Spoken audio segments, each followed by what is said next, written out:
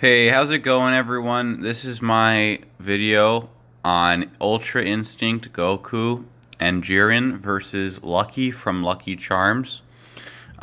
We've got some really startling new information regarding this, actually, that just came out with the release of this particular box art on Lucky Charms. Now, I'm already putting Lucky from Lucky Charms at easily a universal scale due to his incredibly ridiculous powers. Like there's no really denying just the sheer amount of power he has. And it's pretty crazy what he can do by just using these charms. Like Lucky, honestly, if we're being real here, could be a match for Thanos with like the Infinity Gems. Like Lucky is no joke. So let's go through his abilities. Some are like easily better than others. Like here's this one. So we got red balloons, which give him the power to float, basically. Which, I mean, Goku can float. That's like a standard Saiyan ability. If we're judging this by like Dragon Ball levels and power scaling it to Dragon Ball levels, like you know, everyone can float in Dragon Ball pretty much. So that's just a standard ability. But I can see him, you know, Lucky, with that maniacal smile, just like floating there and giving like an evil grin towards Goku, and like abusing his power, because his power is nuts. So we'll get into that. There are a couple in particular of these marshmallows that you might have already seen by now that sort of elevate him to this level of power.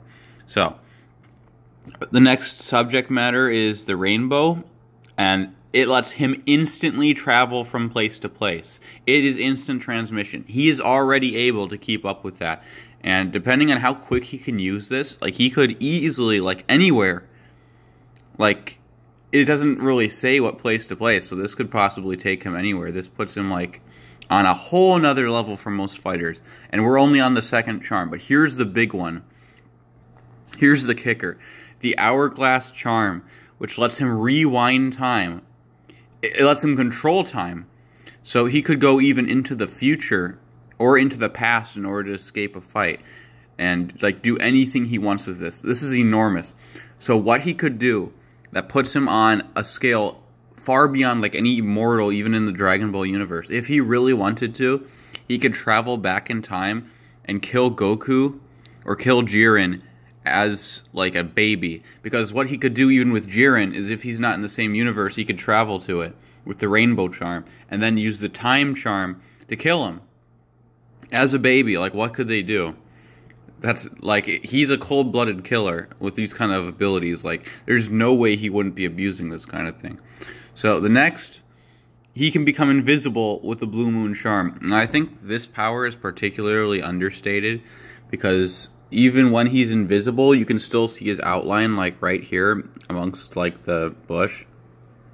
That being said, I think there's some hidden facets to this power that just haven't come out yet. So I'm sort of excited to see in the future what will become of this invisibility power, because I think it might make him invisible on like a 4D even plane. Because if we're going to compare it to his other abilities, like sure, the floating thing might not to be good, but the rainbow charm and the hourglass charm already like puts him at the level of universal. Like that's what Whis can do, and like Whis in Dragon Ball Super. And there is a charm coming up that easily puts him on that kind of level. So the next charm is Good Luck from the Green Clover. Now, you might think this isn't too strong at first, but you have to remember that sometimes luck can be all you need. Like if he needs to get past a really powerful ability or have an opponent underestimate him in order to use his charms, all you would need to really do is use the luck charm beforehand and he'd be set for the fight. Like fortune would favor him. Like Lucky would be on Fortune's side, which is more especially in like anime and stuff, more powerful than you think it is. So that is something to keep in mind, definitely. The next is the horseshoe. Now, speed things up. Speed things up. Now, he could easily speed himself up. Doesn't seem to even be a limit. There's no stated limit to how far Lucky can speed up. So what we're talking here he could easily match the speed of Goku, easily match the speed of Jiren for all we know. Like, if the rest of these are something we're going to judge it on, they're already busted. So, like, he could easily match Goku in speed. He could easily match Jiren in speed, you know? Like, then the Star Charm, he gets the power to fly. So he's already flying, he's already transporting instantly, he's already floating. Like, it's all standard, like, Saiyan stuff, you know? It's all standard, like Dragon Ball stuff. He's already on that scale. But here's the kicker. Here's what makes him top tier. This is what makes, I think, Lucky surpass even, like, people like Whis in, like, the Dragon Ball universe. Potentially on par with people like Zeno, you know? This is the Heart Charm. It allows him to bring things to life. It allows Lucky to create life.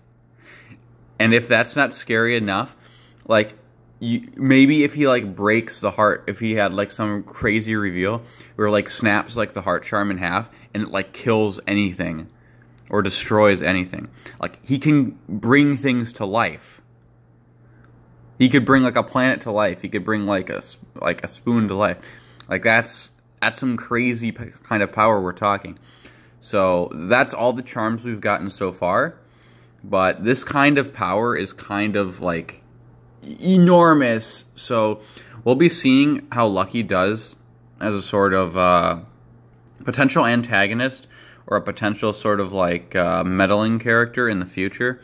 But I think there's some very good potential for Lucky from Lucky Charms to become some kind of really powerful villain. Because, I mean, look at that smile. I mean, look at that smile.